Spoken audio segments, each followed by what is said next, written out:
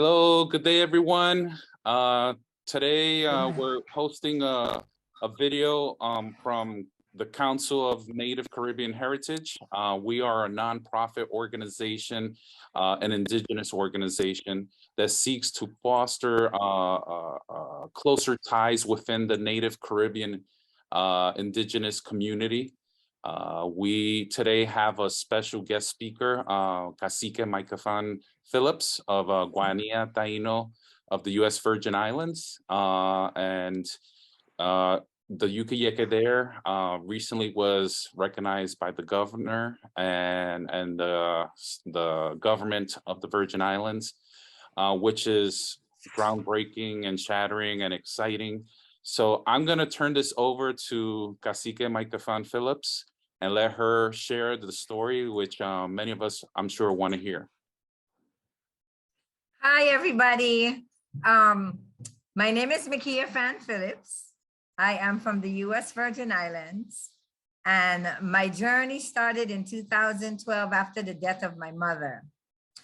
I was always told that I was a Carib Indian, but at my mother's memorial, I found out that I was not a Carib Indian, but I was in fact a Taino. Now, I've never heard the word Taino before that day.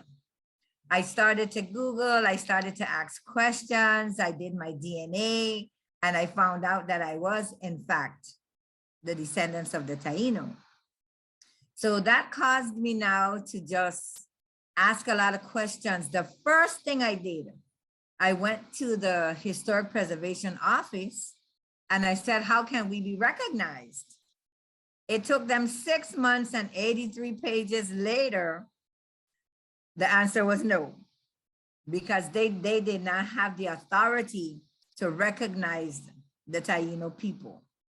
Columbus said we were extinct, and that's how it was.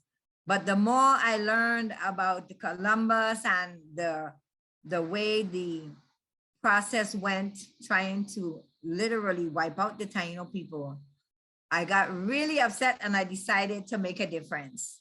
So this 10-year journey wasn't easy. In fact, in January of 2021, the bill was actually vetoed. And when the bill was vetoed, I said, my bill wasn't vetoed because I had never spoken to the governor. Well, I said, you know what? I have given this 10 years of my life. Let me just let it go. Well, 6 months later, I got a phone call from the office of the attorney for the governor, and with some conversations, with a little bit of changes made to my application and the constitution for the Guineatheno tribe. When I started this, it was supposed to be for all indigenous people.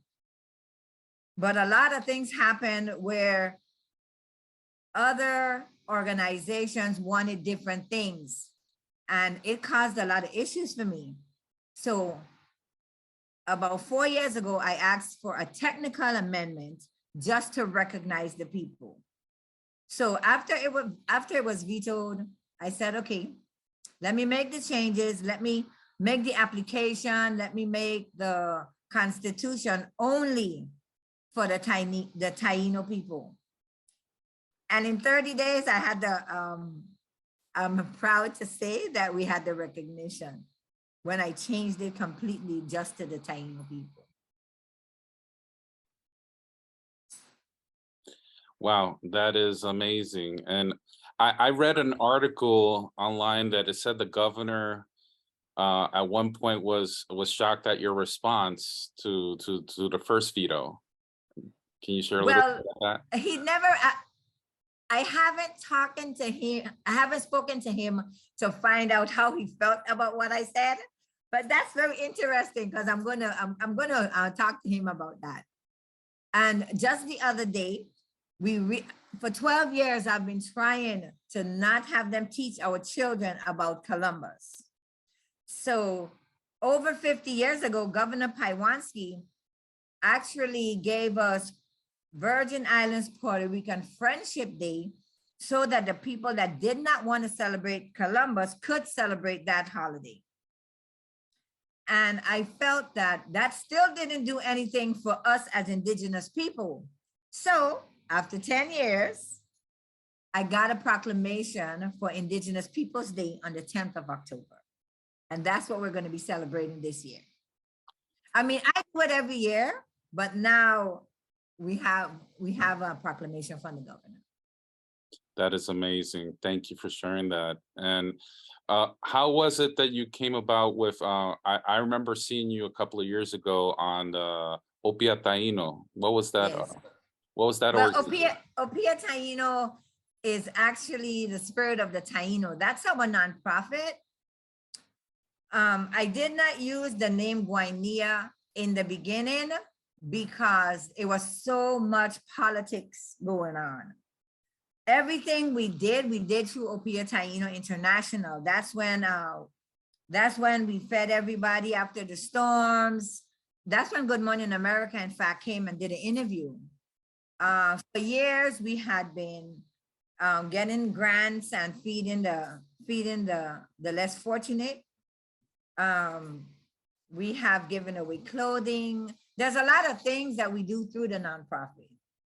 We teach at the schools. We do a lot of presentations in the school. We called it the traveling boyo. That's what we called it. In the very, very beginning, back in 2012, my son did something called a walk in my moccasins. And that was beautiful. So we have been trying over the last 10 years to make the community aware that the Taino people are not extinct. They're not. And a lot of people don't have oral stories anymore. So a lot of them are now doing their DNA. So that's it's pretty fascinating because I have met so many second and third cousins, especially this week. I've spoken to at least 15 people, and we come from the same line on my family tree. So that's pretty amazing when it comes to the DNA. That's a fascinating topic, and also one that's very controversial. Yes. But I agree with you. I love the Ancestry DNA when I found my results, and similar to you, when my mom passed, that's when I did the test. Yes. And I found out that I had a Taino descent, Yes. which surprisingly my grandmother would say we were Taino, but Yes. I didn't believe it, or Wow. I didn't see, but later on when you get the results, you can't argue with that. Of course. And what I found that the oral stories have been long gone. And this is why it's very important to me that my children, my grandchildren, and 2 weeks ago, I became a great grandmother. So Wow, congratulations. thank you. It's very important to me that they know their history.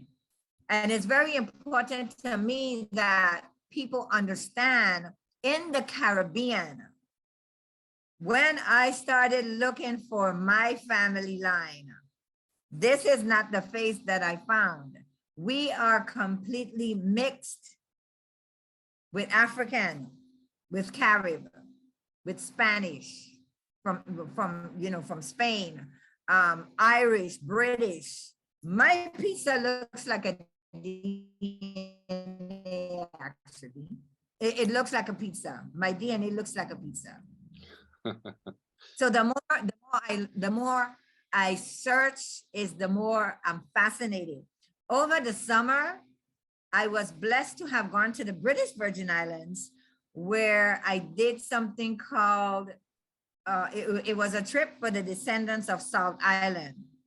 Salt Island is the island where my great grandmother was kidnapped from Vieques, Puerto Rico, and taken to Salt Island BVI. So we got to go there this summer, my daughter and her 3 sons. We got to go there this summer, and we harvested the salt. The whole pond was salt. So that was something pretty amazing. And I met some people. I met a lady that was 84 years old. She showed me where my great grandmother actually lived on the island. Now all the wooden houses are gone, but the little concrete slab was there. You have to understand, my great-grandmother was barely 15 years old when she was put on that island. She had 7 children, and one of the daughters is well, she passed now, was my grandmother. So now the Tainos are the descendants of that island. Just because she was taken from Vieques and placed, look at this. Oh, this thing came up on it. Can you see me? Yes, we can. Okay.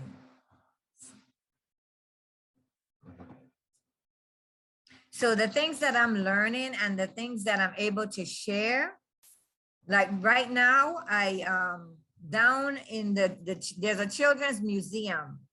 We set up one of the makeshift boyos, and they have an interactive class or for the children to come and pretend, you know.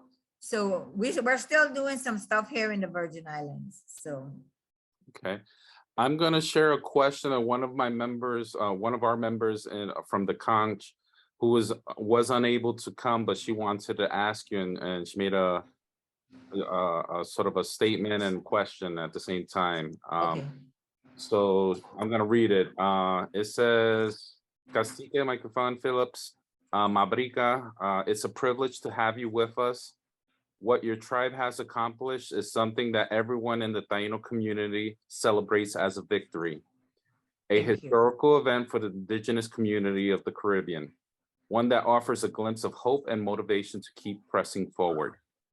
What was the process? Well, you shared that. What would you consider as one of the biggest obstacles the Guineatheno tribe of the Virgin Islands has faced or is facing? The fact that Columbus said we're extinct, that is a very, very big problem. So that's why the DNA is very important. For our tribe, I do not require, I would prefer oral stories, but to be politically correct right now, I am requesting DNA, but I don't care the percentage. I really don't, because we were literally ripped from who we were or who we are and placed into many different situations. Because our lineage is so intertwined in the Caribbean, we cannot be, I don't know what the word is. The process that the federal government has to be recognized federally as a tribe, I do not believe that we should be governed under those same rules, because we never crossed the Bering Strait. We never went to the mainland US, not back then. So I'm just praying and hoping that we can have a different set of guidelines for our federal recognition. I think that's a very important point you raise, because we don't have a role, an official role, like other native tribes in the continental US have. Right. And actually the acculturation, or as some would call it, the paper genocide, documents were intentionally manipulated, Yes. to remove the identity. The Yes. Spanish wanted to make us Spanish. And by Yes. doing so, they remove, and many times I've encountered this in my own family tree, people who are of a darker complexion, that it's obviously they're not white, were labeled white. And that was done because there was some privileges afforded to you by being considered white, job opportunities. Yes. I'm reading a book on how being a mestizo, you were not allowed in certain parts of the Caribbean to be accepted into the clergy. You had to be white, of white or European descent. And I've seen that in stories from Venezuela, throughout the Caribbean. So you can apply to be a doctor. you couldn't apply for certain positions because of your ethnicity. Okay. And there was a benefit for people to change their identity, and you'll see it. My grandmother's line, it's all they all look native. They have indigenous characteristics, their skin color, their features, that someone might say. And some might say, oh, but that's, you can't use that. Well, my maternal line through the mitochondrial DNA is indigenous. So, Yes. and if we look at the history of the Taino people, we were a matrilineal society. Uh, Yes. our property, our titles, names were transmitted from mother to her offspring, to her Yes. children, excuse me. Yes. Yes. And so if we look at that historically, members who or people who have the mitochondrial DNA that is from Taino, I would say is sufficient to prove that there is, and I dare say this, and I know it's controversial, but it's a key, a part of showing the connection to the Taino. But I agree with Well, you. I'm happy to say that in 2020, when I filled out the census, because I understand the importance of it, when I filled out the census in 2020, they finally had a little box and I wrote Taino in that box. So that was very good that you can actually write that in. So And that's important. I was fortunate enough to be able to do the same. But I yes, hope in the future, the government recognizes that there is indigenous people, a community in the Caribbean, in the Virgin Islands, in Puerto Rico, which are US territory, uh, yes. that there be a category for Native Caribbean. I think that's something. Well, we're definitely working on it because I work with Casike Maekiaphan of the United Confederation of Taino People.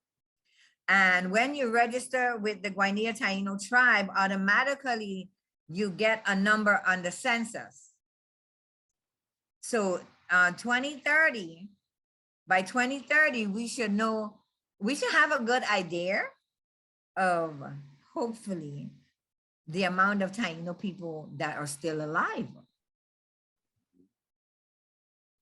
And you mentioned, tell me a little bit more about because some of our members and the wider community might not be completely familiar with the UCTP or the United Confederation of Taino Peoples. Can you share a little bit more about that?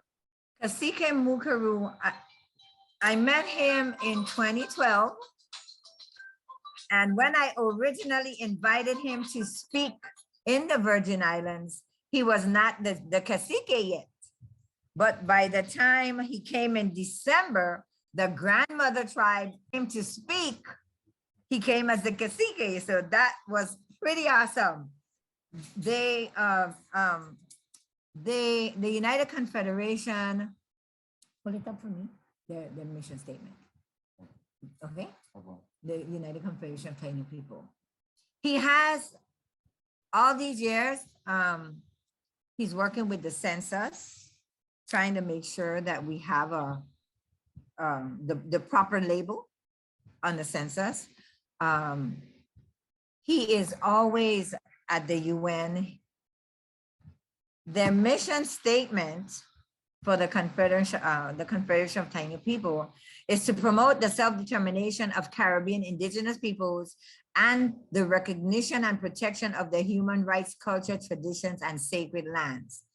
So when I met him, he was, let's say he was my backbone when it came to everything for the Guineatheno tribe, because he was versed already. And I was a baby learning to crawl. So because of him, I was able to learn very quickly the steps that I needed to take on my journey to be able to not allow people to detour me from where I really wanted to go. Okay, awesome. I want to open up to our members that are on. Some of them weren't able to make it, but does anyone have a question they want to bring up? Okay, and any other questions?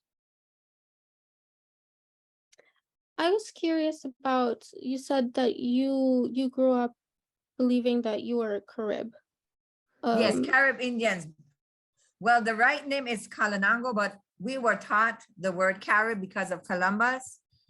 In the Virgin Islands, there are a lot of Carib Indians. And like I said, the only names we heard were Arawak and Carib. But in fact, there were 4 waves of Indians that came through the Caribbean: the Siboney, the Arawaks, the Taino, and the Carib.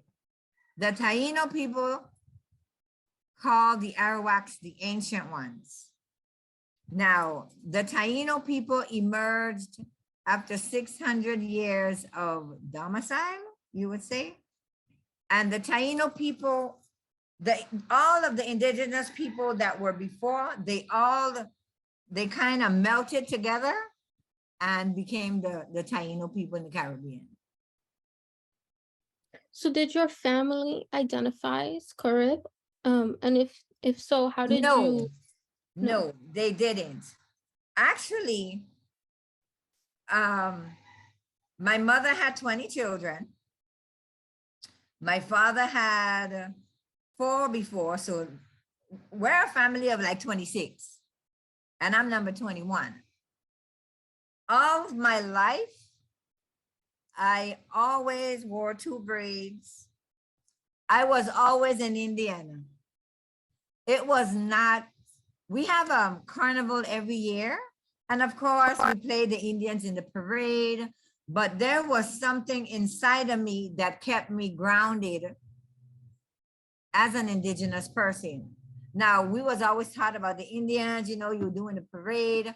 But then when I started to walk this journey, I realized that my cousins in the parade, that is just for the parade. There was nothing spiritual, there was nothing educational. So I separated myself and I started to always have a cultural, a float or a flute where you had the float and a troop in the parade, and we handed out thousands of brochures so that people can read about the Taino. So for us, the parade served 2 purposes. Yes, you enjoyed yourself, but people are now reading a little bit about culture. I think I want to add to that. A lot of the communities in the Caribbean identify as Indian, or they might not use the term Taino. That was a name imposed on the people by the colonizers. When they asked, "Who are you?" They were making a distinction because at that time there was wars going on between the Taino and the Carib, or Kalinago today is the proper term. So they were saying, we're the good ones, we're the good guys, they were telling Columbus, and then that name stuck. So and it's not really used, but I think many people who are indigenous in the Caribbean region, they just see themselves as indigenous. They don't really use a name, and sometimes they don't. Oh, in the Caribbean, only the Calanango in Dominica have a reservation. And that has been for a lot of years. In the Virgin Islands, we were never taught that we were indigenous. We were never taught anything before slavery, in fact. That's why it was important to me whenever my children, I have 12 children, and whenever they came home with a project from school that did not sit well with me, I went to the class and I taught and I did a presentation so that they can understand that no, Columbus met us here. The island was not empty. There was someone there before. Well, so, I want to ask a question on being indigenous and also being a woman. How has that helped you, or how has that been a challenge? Because I know some people hold the view that females cannot be caciques, but I don't ascribe to that view. But well, that's why I'm glad that I am the likeness of Ana Kauna from Hispaniola, because she was fierce. She was the first person to go up against colonialism. And I have her spirit. When I say that, my husband says, I'm a bull in a china shop when I want something done. And many, many times I wanted to give up because there were so many obstacles. Never once about me being a female, but, oh, we don't want to open a can of worms. Oh, we can't do that. We can't do that. Yes, we can. And I had to show them, if the continental United States, if states in the continental are making a change from Columbus Day so that indigenous people no longer feel inferior, why can't we do it in the Virgin Islands? And finally, because President Biden did the proclamation for Indigenous Peoples Day, there, I started to type and I sent in the proclamation. So to me, after 10 years of wanting that, seeing it this month really made me happy. okay. I have a question on for some of our viewers. What's the difference between federal and territorial state recognition? When you're recognized federally, you have access to money that would help with health benefits, educational benefits, land, but you have to prove to them. And it's not going to be easy, but I'm not going to give up.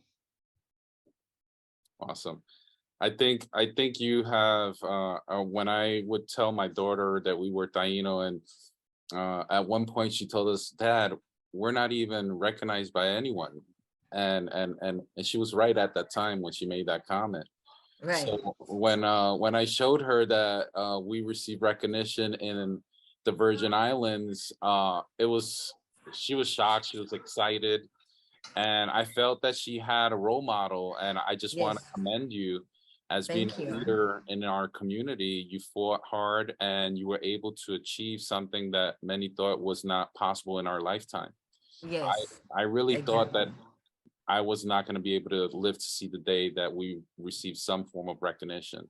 And when I saw that, I was overwhelmed with joy. I think I was very happy. It was a long struggle, believe me. But you know what? Every time that I wanted to give up, a stranger would walk up to me and tell me thank you on behalf of the Taino people.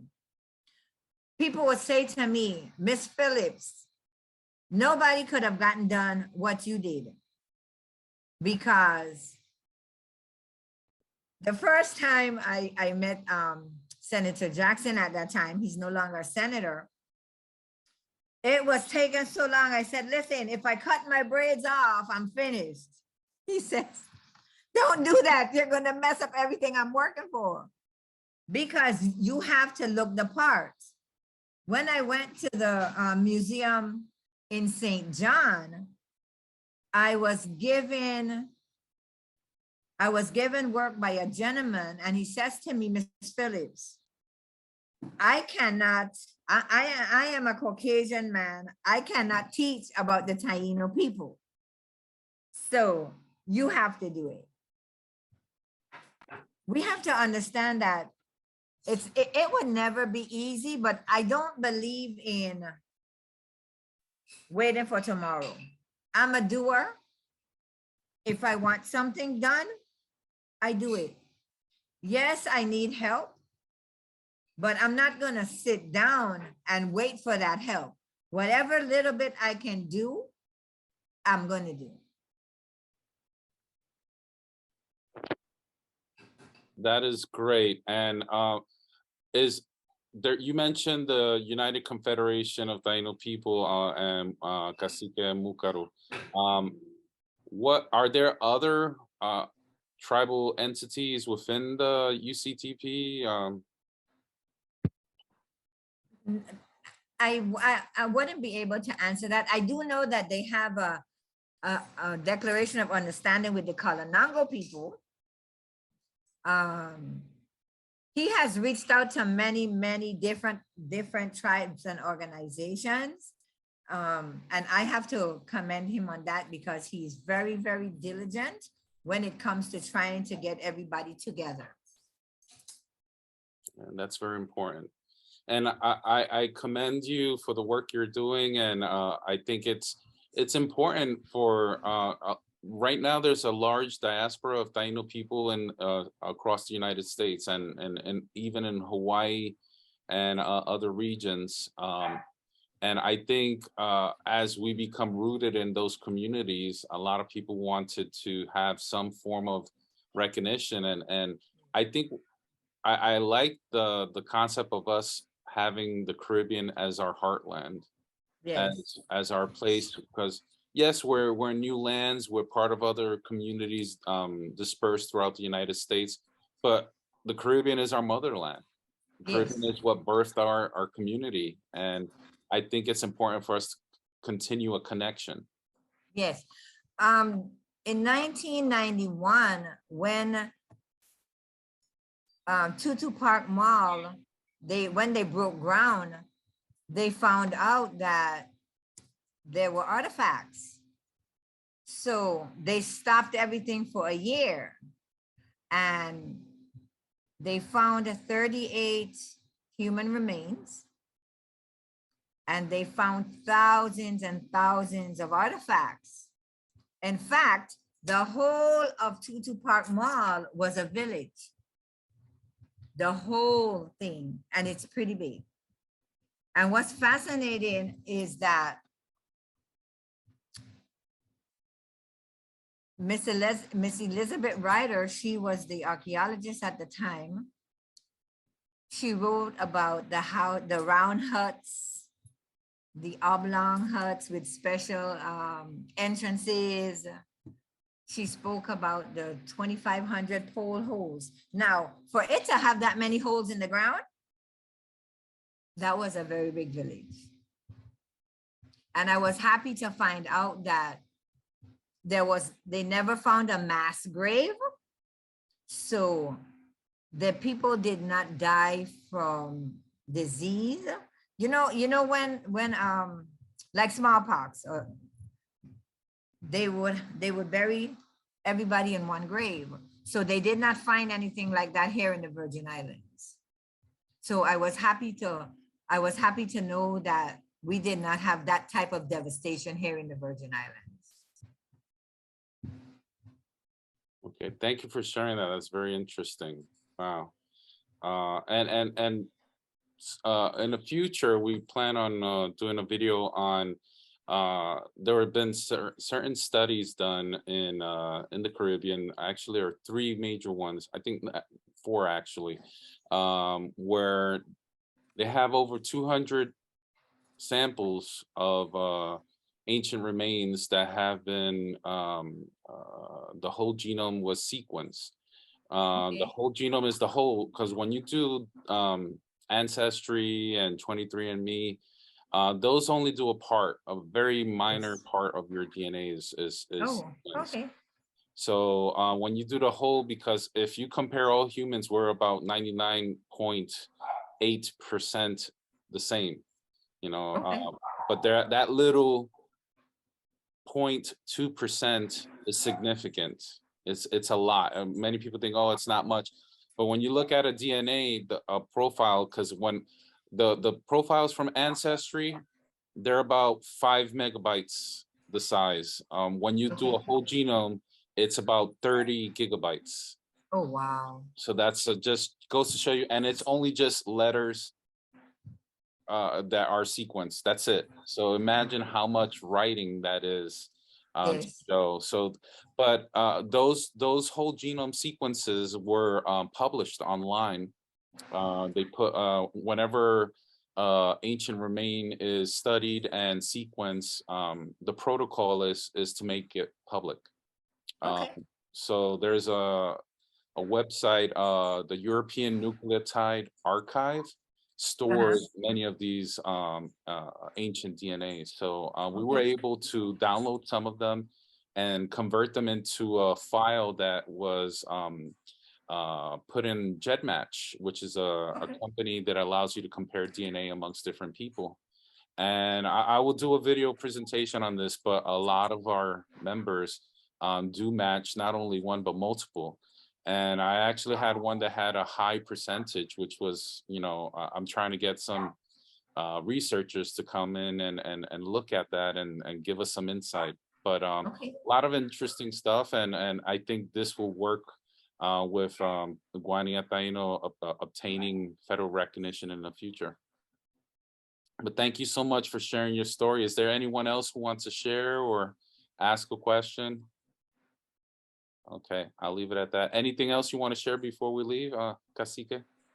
Well, I'm just happy to know that there are so many other people out there with the that are Taino descendants. And right now, because it is the Guineatheno tribe of the Virgin Islands, you have to have a link to the Virgin Islands. So next month, God's Fair Life, I am supposed to do a declaration of unity with the Guineatheno tribe of Bodequena. This way, people that has ties to Puerto Rico will be able to join the tribe. Amazing. Fascinating. We are trying to connect all of us together. That's what we're trying to do. Because many of us have been displaced, and I will keep saying it. We have been so displaced that even our features are leaving. Because my great-grandmother was put on Salt Island BVI, that is the British Virgin Islands. Only one of her daughters came to the US Virgin Islands, that's my grandmother. So all of the other siblings, their children are in the BVI. And they all have African features.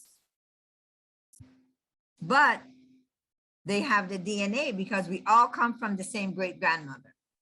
So am I supposed to not allow my great-grandmother's children to be a part of the tribe because they look different than I do?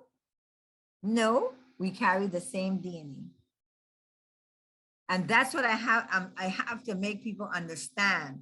You cannot look at the Native American from the continental United States and think that's what you're going to find in the Caribbean. That's not possible. That's a very important distinction you made. Yes. We are very mixed. We've had multiple colonizers, like for example, the Virgin Islands at one time was under the Dutch. And yes, then the Danish flag, yes. And then and other like Hispaniola, traditionally one island, and then it's split up in two. And yep. Jamaica at one point was under Spanish rule, and then it became under English rule, and all those complexities and differences. So we speak different languages in our communities, but we still and what's interesting is I've gone to other places and we share a lot of culture. Like I've spent time with I grew up in Brooklyn, New York, and I lived in a community that was a lot of Caribbean, West Indian, yes. Jamaican, Haitian, and we shared a lot of customs. Is the only thing is and for many years, and a lot of people find this interesting, is that I thought I was I didn't identify as Black. I remember when as Caucasian, I would always put Black, African American, and then one of my friends said, "Why are you checking African American?" And I'm like, "Well, I'm not white, and all my family look Black, and I consider myself a light skin, yeah. And then that's when I realized it was Latino. And then later on, you know, you learn about, you know, the other aspects. But I grew up with Jamaicans and Haitians, and we shared. There's many overlaps in our community, Yes. our food. Do you know why that is? That is because in Haiti, they teach you about the Taino before they teach you that you're African. And there is a lot of artifacts that they find all the time down there. They have a lot of streets named after a lot of the Taino people from back in the, you know, our ancestors. Same thing with Jamaica. Jamaica had Indigenous Day long before anybody. You know, they identify with the past a lot quicker than the US.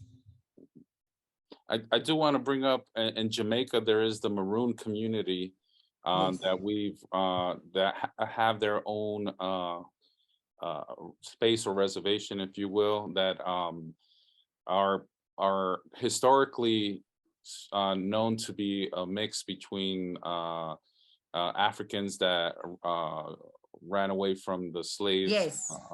slave enslavement and went to the mountains, and they Yes. intermingled with the Tainos. And there have been studies actually. Dr. Ben Torres did a study on one of the communities in Jamaica, and there was DNA proof of Yes. ties to the Taino, and actually they found some customs that were linked to the Tainos. Well, I just found out recently that the Maroons of St. Croix, they're supposed to be getting some land to start a sanctuary, a park. So that I haven't heard too much about it, but I know it's in the making. Oh, that's amazing, amazing. Okay, well, thank you so much, Casike Maekiaphan Phillips, for coming and sharing your story. I Thank think you. it's important for us to share with the community, and I will be posting this onto our new YouTube channel and try to bring awareness and keep up the good work. You're inspiring a lot of us. Thank you. Do you have a copy of the recognition and the indigenous thing for October? Do you have those? Would you like those to put on your website? Absolutely. Yes, please forward me a Okay, copy. I will forward it to you. Thank you so much. And thank you, The everyone. one for, go ahead. No, I'm listening. No, I was saying that the one for October, I don't want to release it before October 1st. I was very shocked that I got it so early, but it is for October. So I wanted to release it. It's October 10th. So I wanted to release it on October 1st. Okay. We will honor that. No, not a problem. Okay. Well, thank you so much. Thank you, everyone who was able to join. And we hope to hold more conversations on the Taino movement within the Caribbean and abroad. And thank you very much, everyone, for joining and coming today. Thank you. Bye, everyone.